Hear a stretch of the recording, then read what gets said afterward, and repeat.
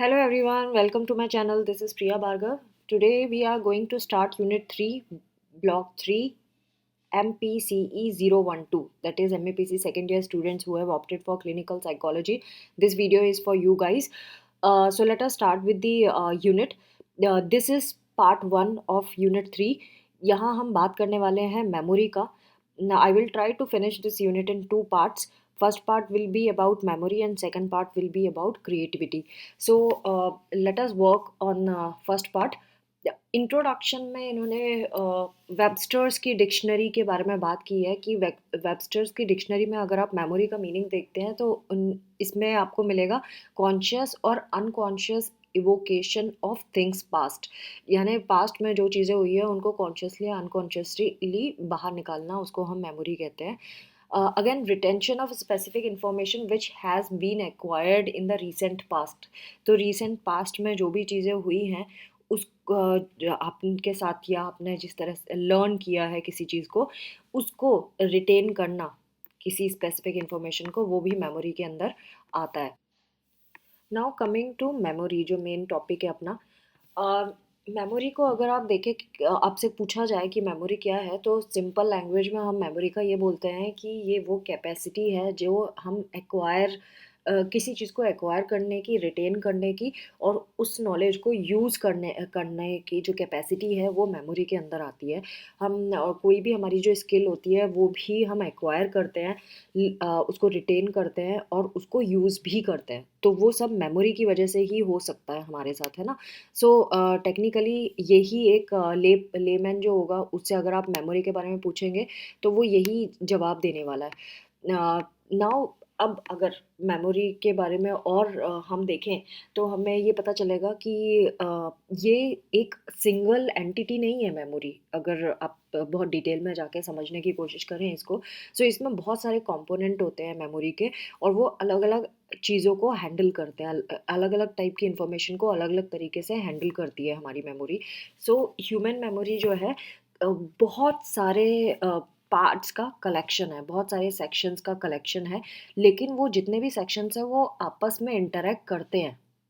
सो अगर आप माने एक अलमीरा है जिसमें शेल्फ बना हुआ है और उसमें डिफरेंट डिफरेंट कॉलम्स हैं. अब वो डिफरेंट डिफरेंट कॉलम्स जो हैं उनके बीच उनको सेपरेट कैसे किया गया है, प्लैंक लगा के उसको सेपरेट किया गया है, लेकिन फिर भी वो पार्ट तो एक ही चीज़ का है, एक ही कबर्ड का है. सिमिलरली हमारी जो मेमोरी है वो भी इसी तरह से है, एक पूरी मेमोरी है जिसमें डिफरेंट डिफरेंट डिपार्टमेंट्स हैं लेकिन वो आपस में इंटरकनेक्टेड हैं. सो ये जितने भी सेक्शंस हैं मेमोरी के, ये आपस में इंटरेक्ट कर सकते हैं और ये अलग अलग चीज़ों को हैंडल करते हैं. हम जो भी लर्न करते हैं, एक्वायर करते हैं, या हमारे पास्ट का कोई इवेंट होता है. सो जितने डिफरेंट मेमोरी सिस्टम्स हैं वो एक दूसरे से अलग भी हैं. किस किस उसमें उनके रिप्रेजेंटेशन में अलग हैं, किस तरह की इंफॉर्मेशन को वो हैंडल करते हैं, कौन से रूल्स पे वो ऑपरेट करते हैं और कौन से न्यूरल सबस्ट्रेट्स इस पे वर्क करते हैं, उन सब पे ये अलग है. ऐसे टेल्विंग ने कहा था. मे बी ये प्रोनाउंसिएशन गलत हो सकती है नेम्स की, बट इन्फॉर्मेशन आप लर्न कर लें एंड गूगल पे आप देख सकते हैं इनका प्रोनाउंसिएशन कैसे होगा. सो जो क्लासिफिकेटरी स्कीम्स है ह्यूमन मेमोरी की, वो तरह तरह से क्लासीफाई किया गया है. सो जो बहुत ज़्यादा इन्फ्लुएंशियल क्लासिफिकेशन रहा है और जिसको बहुत ज़्यादा इम्पोर्टेंस दी गई है, वो दो तरह के क्लासिफिकेशन है. एक स्क्वेर ने की थी और दूसरी स्कैंटर एंड टल्विन ने की थी. जो स्क्वेर ने की थी उन्होंने ये बोला था कि हमारी जो लॉन्ग टर्म मेमोरी है वो दो तरह की है. एक है डिक्लेरेटिव और दूसरी है non declarative memory. Non declarative memory को हम प्रोसीजरल मेमोरी के नाम से भी जानते हैं. जो स्कैंटर एंड टुल्विंग ने की थी वो आइडेंटिफाई कर रहे हैं मेमोरी को 5 मेजर सिस्टम्स में. सो हम इनके हिसाब से 5 मेजर सिस्टम्स हैं हमारी मेमोरी में. नंबर 1 प्रोसीजरल मेमोरी, जिसके बारे में डिटेल और अब आगे है, वीडियो के एंड में आपको मिलेंगे इनके details. So procedural memory, perceptual representation system, semantic memory, short term working memory and episodic memory. ये 5 सेक्शंस में टेल्विन एंड स्कैंटर ने क्लासिफिकेशन किया था मेमोरी का. अगेन इसके अलावा भी हम मेमोरी को डिफरेंट डिफरेंट सेक्शंस में डिवाइड करते हैं, जैसे कि एक्सप्लिसिट वर्सेस इम्प्लिसिट मेमोरी होती है, डायरेक्ट वर्सेस इनडायरेक्ट मेमोरी होती है, फिर memory with awareness versus memory without awareness, ये भी क्लासिफिकेशन है जो लोगों ने किया है, बट उसको ज़्यादा इंपॉर्टेंस मिली नहीं, ज़्यादा इन्फ्लुएंशियल नहीं रही वो चीज़ें।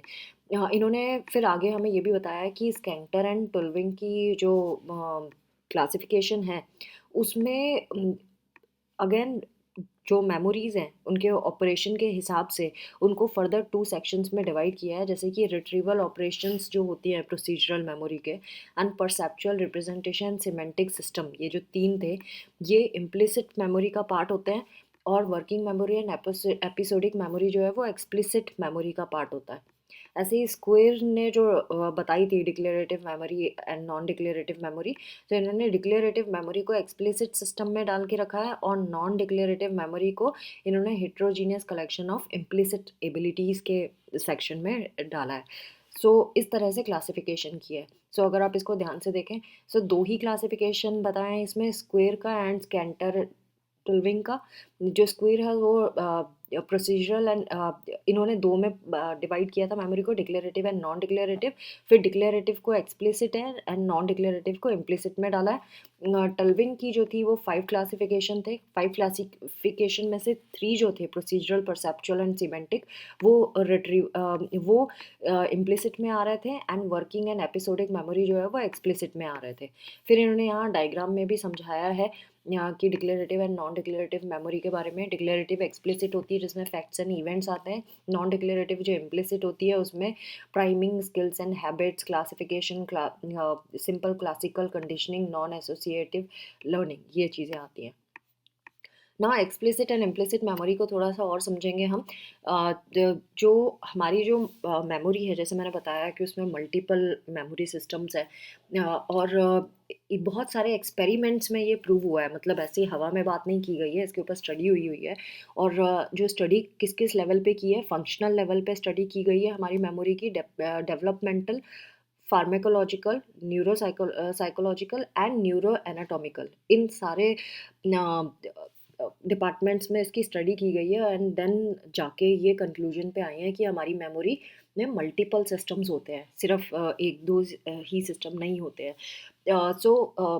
अब हम बात करने वाले हैं एक्सप्लिसिट एंड इम्प्लिसिट मेमोरी के बारे में। एक्सप्लिसिट मेमोरी की बात करें तो एक्सप्लिसिट मेमोरी में बताया है कि इसमें हमारा जो पास्ट हिस्ट्री होती है, पास्ट हिस्ट्री मतलब जो पीछे हमारी लाइफ में बीत चुकी हैं चीज़ें, जो प्रीवियस एक्सपीरियंसेस हैं, उनकी हेल्प से हम बहुत सारी चीज़ें कर सकते हैं। हमारी हमारी एक्सप्लिसिट मेमोरी वो मेमोरी होती है जो प्रीवियस एक्सपीरियंसेस से भरी हुई होती है।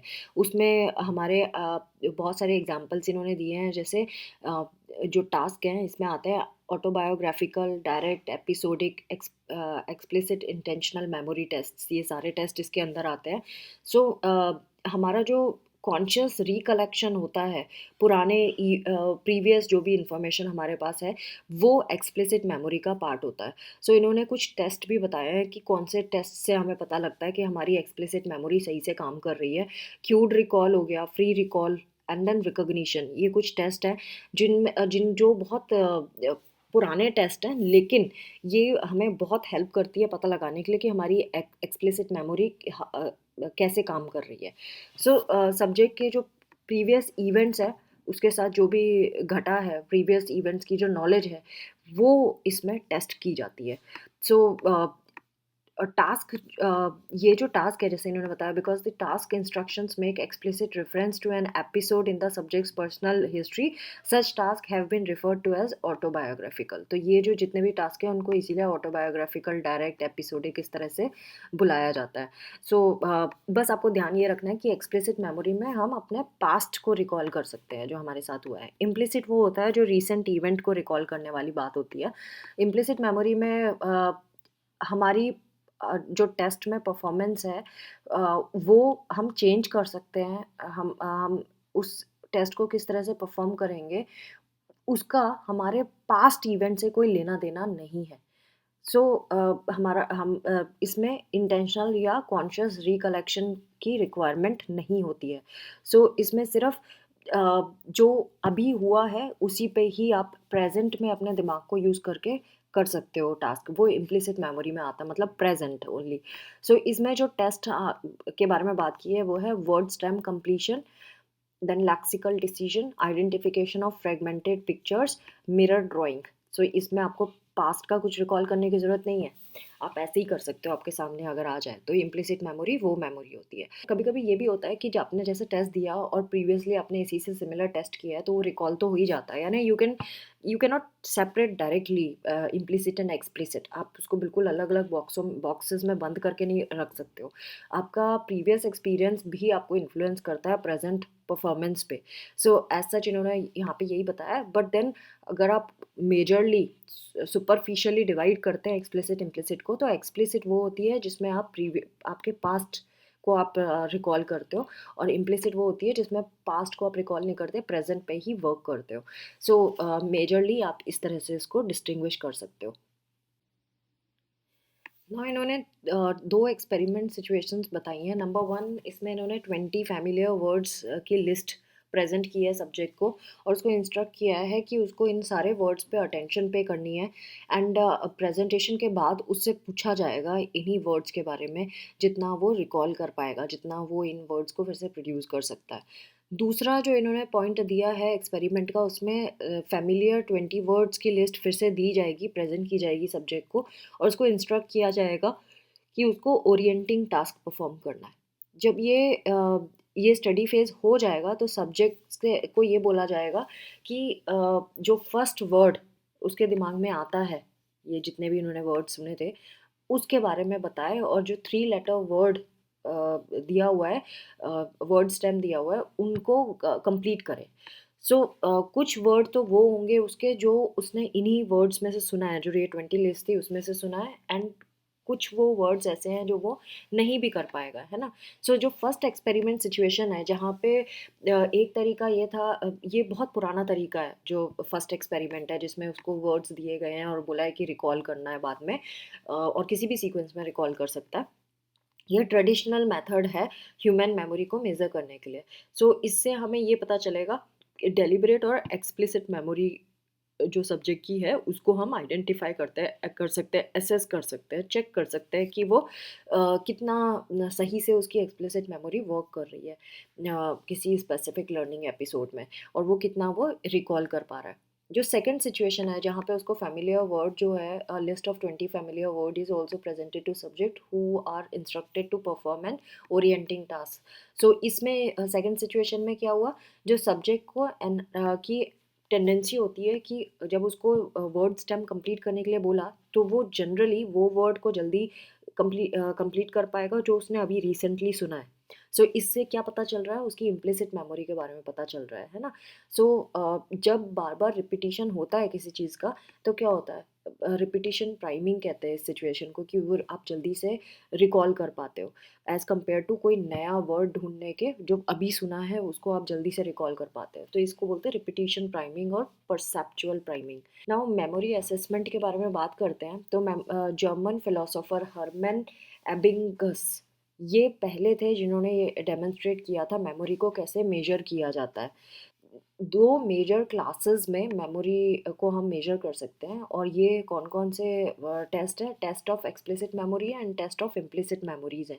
टेस्ट्स ऑफ एक्सप्लिसिट मेमोरी के बारे में बात करेंगे। एक्सप्लिसिट मेमोरी वो मेमोरी है जहाँ पे हम पास्ट हिस्ट्री को रिकॉल करते हैं ना, पर्सनल हिस्ट्री को रिकॉल करते हैं, पुराना जो एक्सपीरियंस होता है, पुराना लर्नेड इन्फॉर्मेशन होता है उसको रिकॉल करते हैं, है ना।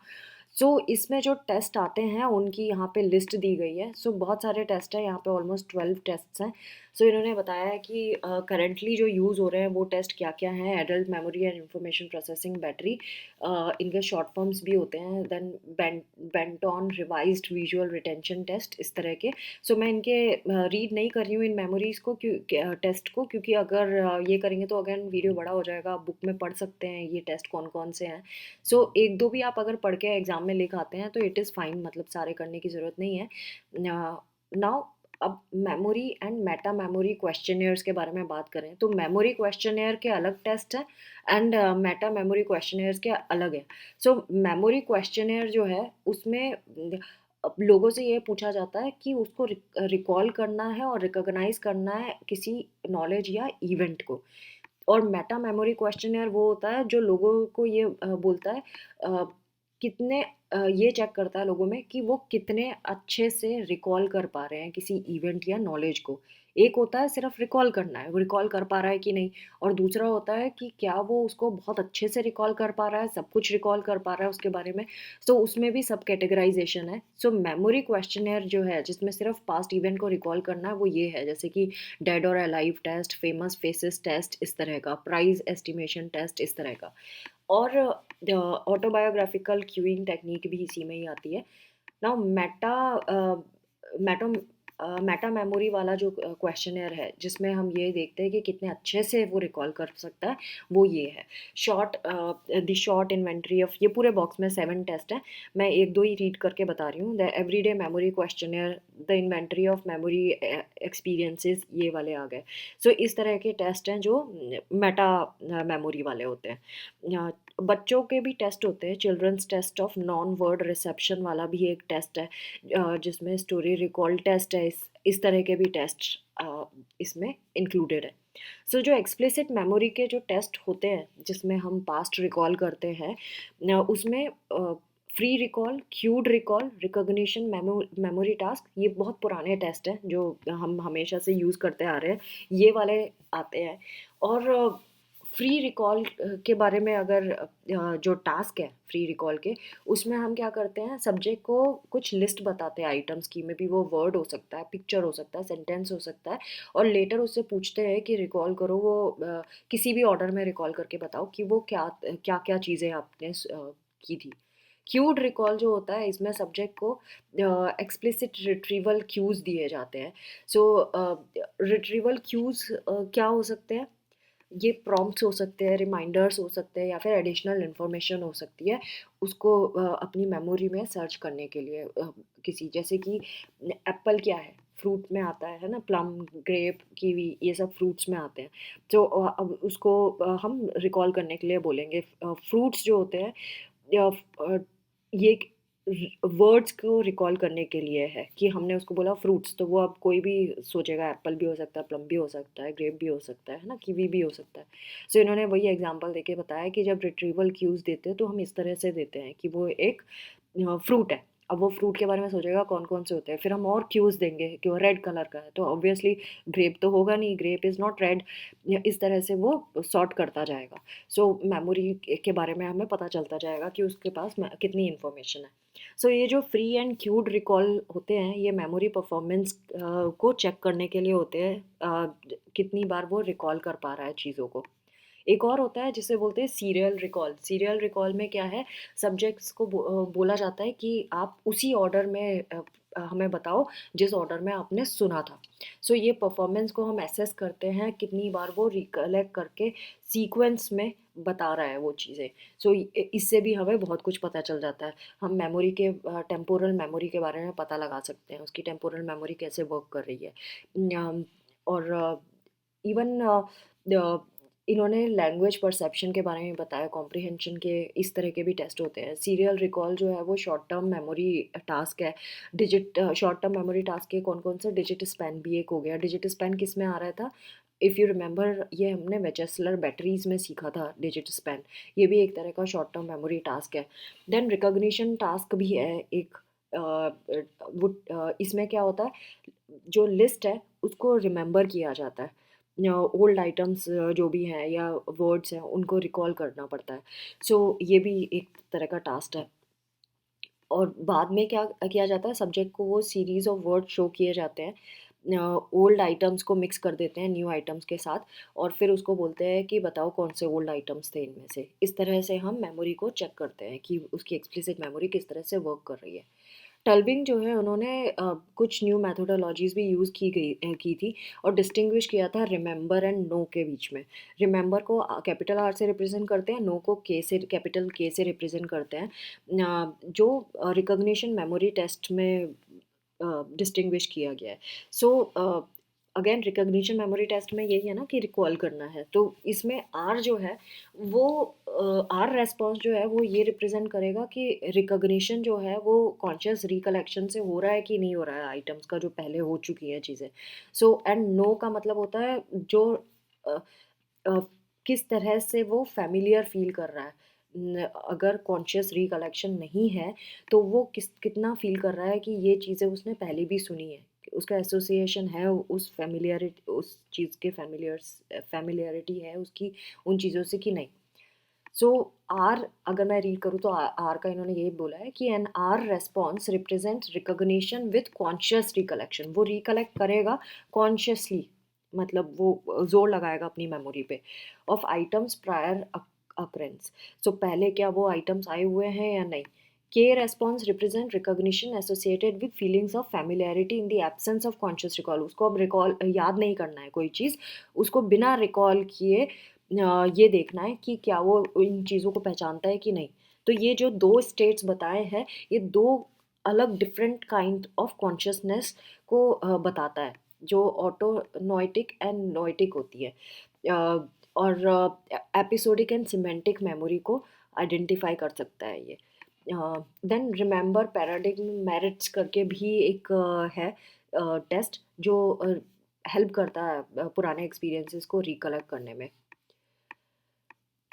नाउ अगर हम आगे देखें तो ये इन्होंने कुछ डिजीज़ के बारे में भी बात की है कि जो एज के साथ कुछ चीज़ें भूल भूल जाते हैं लोग, जैसे कि अल्जाइमर्स डिजीज़ हो गया, एमनीशिया हो गया, एपिलेप्सी हो गया, शिज़ोफ्रेनिया हो गया, ऑटिस्टिक डिसऑर्डर्स हो गए। ये वो चीज़ें हैं जहाँ पे आर एंड के का इफ़ेक्ट हम देख सकते हैं। आर और के पे इफ़ेक्ट पड़ता है उनके रिस्पॉन्स पे। जो इन ये डिजीज़ेज़ के बारे में हमने पढ़ा है, इसमें हमने ये भी देखा है कि जो रिमेंबर रेस्पॉन्सेज़ होते हैं ना, ये इम्पेयर हो जाता है इनमें। बट जो नो रेस्पॉन्सेज़ हैं, ये रहते हैं इनके अंदर। तो नो वाला रह जाता है इनमें एंड रिमेंबर वाला कम होने लगता है, इम्पेयर्ड हो जाता है।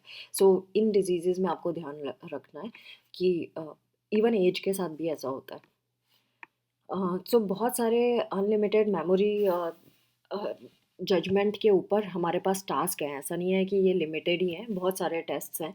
और जो इसमें हम जो भी टास्क करते हैं उसमें कौन कौन से आ रहे हैं, जैसे judgements of presentation frequency, judgements of temporal order और recency, judgements of input modality, judgements of reality monitoring, feelings of knowing, judgements and so on. ये सारे चीज़ें हम चेक कर सकते हैं। बहुत सारे टास्क है जो हमारे पास उनसे। Now test of implicit memory के बारे में बात करें। इम्प्लिसिट मेमोरी क्या होती है, जो हमने अभी अभी फेस की है चीज़ें, अभी अभी जो हम अभी अभी हमें अपने ब्रेन को यूज़ करना है एट प्रेजेंट, हमें पास्ट का कुछ रिकॉल नहीं करना है। सो सब्जेक्ट्स को रेस्पॉन्ड करना होता है टेस्ट स्टिमुली पे, मतलब सामने आपने टेस्ट दिया उसको इमीडिएटली करना है, जैसे generate a word, classify an object, perform a motor task, इस तरह के। तो प्रायर इवेंट से कुछ लेना देना नहीं होता है। सो इन्होंने यहाँ पे एक मिनीमोनिक्स का भी एग्जांपल दिया है कि फंडामेंटल डिफरेंस होता है मिनीमोनिक इन्फॉर्मेशन असेस्ड बाय इम्प्लिसिट और explicit memory test.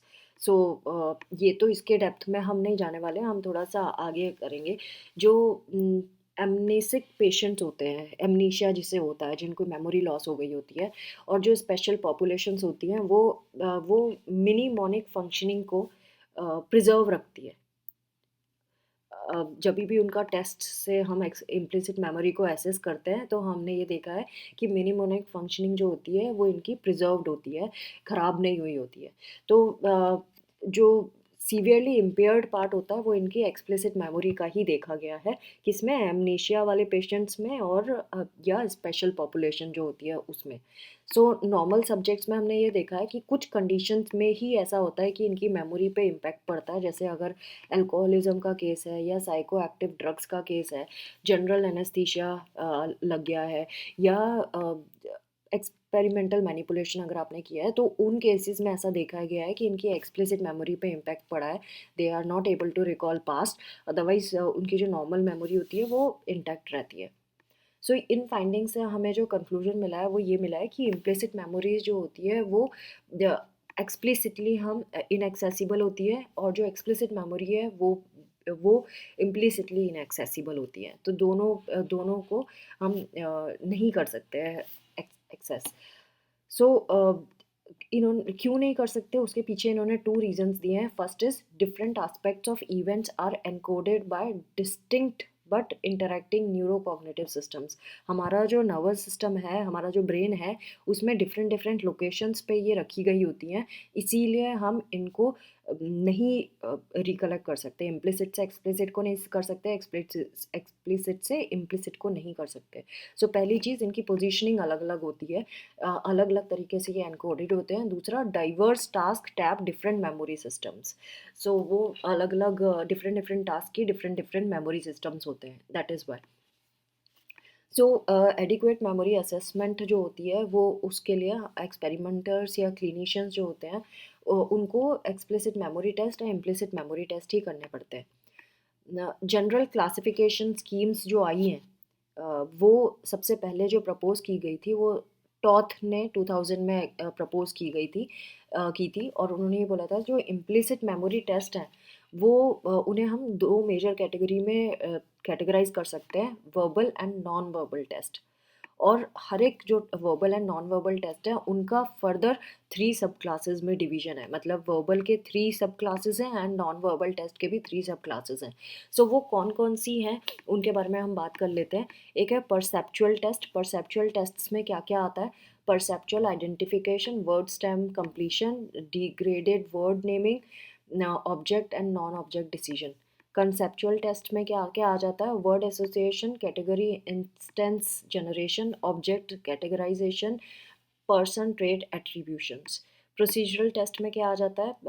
Reading, mirror, inverted text, probability judgements, mirror drawing, motor tracking, ये वाली चीज़ें आती हैं।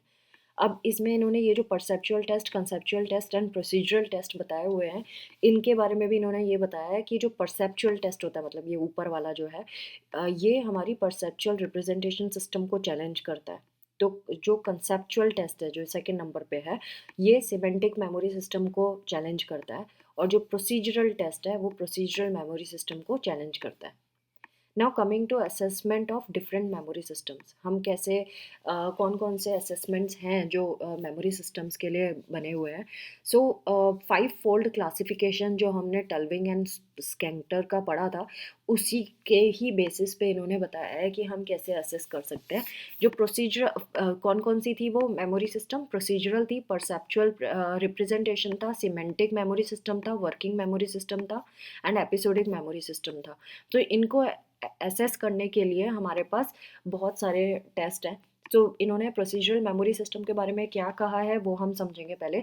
ये बिहेवियरल एक्शन सिस्टम है जो acquisition, retention and retrieval of motor, perceptual and cognitive skills के ऊपर बेस्ड होता है।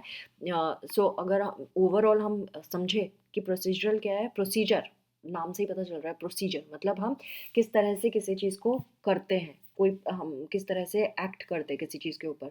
तो ये बिहेवियरल एक्शन सिस्टम है, और इसमें किस तरह से हमने कोई चीज़ सीखी है, उसको रिटेन रखा है, और कैसे उसको जब ज़रूरत पड़ी है तो रिट्रीव किया है, उसके ऊपर बेस्ड है। एंड ऑफ मोटर, मोटर मतलब जो बॉडी का मूवमेंट होता है उसको मोटर कहते हैं। परसेप्चुअल मतलब आप किस तरह से परसीव कर रहे हैं, एंड कॉग्निटिव स्किल्स मतलब किस तरह से आप उसको सोच रहे हैं। Simple conditioning and non associative forms of learning. So ये वाली चीज़ें भी इसमें शामिल है। सो इस तरह की जो मेमोरी होती है वो कुछ टेस्ट से मेजर की जाती है, और specifically test of implicit memory इसके ऊपर वर्क करता है। इसमें कौन कौन से टेस्ट आ जाते हैं? जैसे परसूट, मोटर टास्क, मेज learning, mirror reading, artificial grammar learning, tower of Anoa'i, and so on. Now perceptual representation system, जिसे PRS भी कहते हैं, इसमें भी बहुत सारे डोमेन स्पेसिफिक सब सिस्टम्स आते हैं, जो प्रोसेस भी करते हैं और इंफॉर्मेशन को रिप्रेजेंट भी करते हैं। किस बारे में? किसी ऑब्जेक्ट या वर्ड का फॉर्म कैसा है, उसका स्ट्रक्चर कैसा है, इस तरह से। मतलब बेसिकली ये किस तरह से आपने किसी चीज़ को परसीव किया है, वो किस तरह से दिख रहा है, उसकी शेप क्या है, वो किस तरह से टच में कैसा है, वो इस वाले सिस्टम से हम परसीव करते हैं। तो ऊपर वाले में हमने देखा था कोई चीज़ को कैसे परफॉर्म करना है, किस तरह से बॉडी मूवमेंट करना है, ये सब। इसमें हम ये देख रहे हैं कि कोई चीज़ दिखती कैसे है, उसकी शेप क्या है, ये सब। सो इसको भी इम्प्लिसिट मेमोरी की हेल्प से ही परसीव करते हैं, एसेस करते हैं। और इसमें perceptual identification, word stem completion, homophone spelling, picture fragment completion, object non object decision, possible impossible object decision, इस तरह के आते हैं। नाउ सिमेंटिक मेमोरी सिस्टम के बारे में बात करें, तो सिमेंटिक मेमोरी सिस्टम में acquisition, retention and retrieval of general knowledge of the world. पूरी दुनिया में जो जनरल नॉलेज है, किसी का प्रेसिडेंट क्या कौन है, यहाँ का प्राइम मिनिस्टर कौन है, इसकी इसकी कैपिटल क्या है, ये वाली चीज़ें आती हैं। इसके कुछ टेस्ट के एग्जांपल बताएं, word fluency, vocabulary, word association, naming task, इस तरह से ये बहुत सारे दिए हुए हैं। So now next is word memory system. Word memory system जो है, ये एक्सप्लिसिट मेमोरी को, जो ऊपर के 3 थे वो इम्प्लिसिट मेमोरी के थे, और नीचे के 2 जो आ रहे हैं वो एक्सप्लिसिट मेमोरी को टैप करने के लिए है। तो ये शॉर्ट टर्म सिस्टम है। एक्सप्लिसिट, अगर आपको याद है कि हमारा पास्ट जो इवेंट है उसको रिकॉल करने का भी तरीका होता है, तो शॉर्ट टर्म सिस्टम है ये, जो temporary maintenance and processing of information को पॉसिबल कर पाता है, और इंफॉर्मेशन को मैनिपुलेट करता है। सो ये एक्सप्लिसिट मेमोरी टेस्ट जो है, इसमें वो है ब्राउन पीटरसन टास्क, और बहुत सारे मेमोरी स्पैन टेस्ट होते हैं, जैसे forward and backward digit span, ये सब हो गया। साइज ऑफ रीसेंसी इफेक्ट, ये सब भी चीज़ें हम चेक कर सकते हैं। और भी बहुत सारे टेस्ट हैं इसमें जो आप यहाँ पे रीड कर सकते हैं। तो ये इन्होंने बताया है कि it is advisable to assess word memory by using several test rather than one global test. एक टेस्ट से नहीं, बहुत सारे टेस्ट से करना पड़ेगा, तब जाके आपको एक्चुअली एक्सप्लिसिट मेमोरी का अंदाज़ा होगा। लास्ट जो मेमोरी सिस्टम में इसमें टल्विंग वाले में आया है वो है एपिसोडिक मेमोरी सिस्टम। अगेन ये भी एक्सप्लिसिट मेमोरी को ही एसेस करता है, और ये सिस्टम जो है ये पर्सनली एक्सपीरियंस्ड एपिसोड्स के बारे में बात करती है। The system for personally experienced episodes. So इसमें verbal and non verbal material मिलेगा, फ्री रिकॉल वाला मिलेगा, जैसे इमीडिएट एंड डिलेड वाला, क्यूड रिकॉल, ये वाली चीज़ें इसमें आती हैं। बहुत सारे टास्क हैं जो यूज़ होते हैं ऑटोबायोग्राफिकल मेमोरी को ये ऑटोबायोग्राफिकल मेमोरी के थ्रू भी हम चेक कर सकते हैं। एपिसोडिक मेमोरी जो है, इसमें भी recall, recognition of famous events, इनके बारे में बात किया जा सकता है। सो ये वाले सारे टेस्ट इसमें आते हैं। सो अब बेसिकली ये इन्होंने वही, जैसे मैंने बताया कि पास्ट चीज़ों को रिकॉल करने के लिए होता है। नाउ इसमें अब आगे अगर हम देखेंगे, तो इन्होंने बताया है कि जब कोई इंसान सिर्फ ऐसा नहीं होता कि हम अपनी पास्ट ही इवेंट को रिकॉल कर सकते हैं। हमने सपोज फ्यूचर कुछ प्लान किए हैं, हमें आगे जो काम करना है, मे बी सपोज खाने के बाद दवाई खाना, लंच के बाद कुछ वॉक करना, या लंच के बाद कोई बिल पे करना, इस तरह की चीज़ें। तो ये फ्यूचर इवेंट है। सो हमारी मेमोरी ना केवल पास्ट को हैंडल करती है, फ्यूचर को भी हैंडल करती है। सो इन्होंने यहाँ पे बताया है कि जो पास्ट को रिकॉल करती है मेमोरी, पास्ट इवेंट्स के बारे में, वो रिट्रोस्पेक्टिव मेमोरी होती है, और जो फ्यूचर के बारे में वर्क करती है उसको प्रोस्पेक्टिव मेमोरी के नाम से जानते हैं। तो प्रोस्पेक्टिव मेमोरी जो है, इसको हम डिफाइन कर सकते हैं कि टाइमली रिमेंबर करना कुछ एक्शन जो आपको फ्यूचर में करना है। जैसे मैंने एग्जांपल ऑलरेडी दे दिया है। तो प्रोस्पेक्टिव मेमोरी जो है वो एज के साथ डिक्लाइन होने लगती है, या ब्रेन डैमेज हो गया, या कुछ और प्रोग्रेसिव ब्रेन की डिजीज़ हो गई, सो उसमें ये डिक्लाइन होने लगती है। प्रोस्पेक्टिव मेमोरी, आपको फ्यूचर की एक्शंस के बारे में नहीं पता होता, आपने देखा होगा लोग भूल जाते हैं कि अरे मैं तो भूल गया। जो जो एजिंग हो रही होती है, ये इसमें भी ऐसे ही होता है कि प्रोस्पेक्टिव मेमोरी वर्क नहीं करती है। तो ये चीज़ बताई गई है। Now future perspective and conclusion, जो लास्ट टॉपिक है आज के वीडियो का, उसके बारे में बात कर लें। तो इन्होंने आगे हम मेमोरी के बारे में क्या देख रहे हैं, आगे कुछ क्या होने वाला है। सो मेमोरी के बारे में इन्होंने बताया कि मेमोरी मोनोलिथिक नहीं है। जैसे मैंने शुरू में जब वीडियो स्टार्ट किया था तब आपको बताया था, मेमोरी सिंगल चीज़ नहीं है, ये कलेक्शन ऑफ डिफरेंट सिस्टम्स है ना। अलग अपनी मेमोरी के डिफरेंट डिफरेंट पार्ट्स हैं, जो डिफरेंट डिफरेंट चीज़ों को हैंडल करता है, और उसको कहीं डिफरेंट डिफरेंट पार्ट में लोकेट भी करता है। और किस तरह से डिकोडिंग करता है चीज़ों को, वो भी अलग अलग है हमारी जिस तरह से मेमोरी वर्क करती है। सो हमें रिसर्चर्स को ये ध्यान रखना है, और स्पेसिफिकली क्लिनिशियंस को, न्यूरोसाइकोलॉजिस्ट को ये ध्यान रखना है कि अ, किस तरह से हम असेसमेंट कर रहे हैं मेमोरी का, वो हमें उसके लिए हमें बहुत कॉन्शियस रहना पड़ेगा। तो बहुत सारे प्रोसेसेस हैं जिनके थ्रू हमें मेमोरी को चेक करना पड़ेगा, सो दैट हमें पता चले कि हमारा मेमोरी का कौन सा पार्ट इम्पैक्टेड है। करंटली जो न्यूरोसाइकोलॉजिकल बैटरीज हैं, वो ट्रेडिशनल मेथड जो हैं प्रीवियसली मेमोरी को टेस्ट करने के लिए, उसी पे ही रिलाई करती हैं, जैसे कि free recall, cued recall, recognition task, इस तरह से। और इम्प्लिसिट मेमोरी टेस्ट भी हैं जो इसमें हम देखते हैं कि स्पेशल पॉपुलेशंस जो होती हैं जिनका ब्रेन डैमेज हो गया, या पेशेंट्स हैं विद अल्जाइमर्स डिजीज़, या डीजनरेटिव ब्रेन डिजीज़ हैं, एल्डरली है, उसको भी टेस्ट करने के लिए हमारे पास जो टेस्ट है वो पुराने ही हम यूज़ कर रहे हैं। सो ये ध्यान रखना है हमें कि अब कोई नए अगर टेस्ट आ रहे हैं तो वो कितने बेनिफिशियल हैं पुराने टेस्ट के कंपैरिजन में, ये वाली चीज़ें हमें ध्यान रखनी है।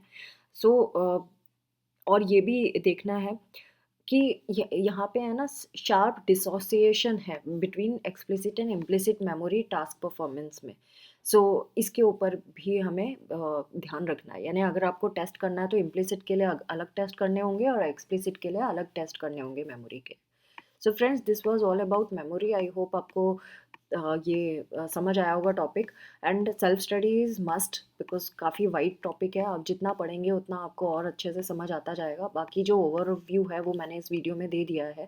आई होप आपको ये बेनिफिशियल लगेगा। Thanks for watching, take care of yourself, bye bye.